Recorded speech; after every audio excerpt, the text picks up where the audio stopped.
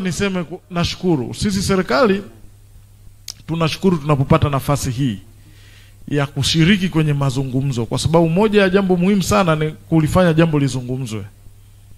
Mkilizungumza tutabaini mapungufu, tutabaini mafanikio na tutapata nafasi ya kuona maeneo gani tuboreshe. Mwaka 2021 Mheshimiwa Rais Samia Suluhu Hassan alipoingia madarakani akaunda serikali.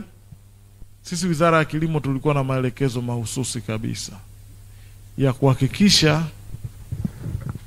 tunabadilisha kilimo, tunabadilisha perception ya kilimo, lakini kwenye mabadiliko haya ya uwekezaji kwenye kilimo, vijana na wanawake wawe ndo drivers.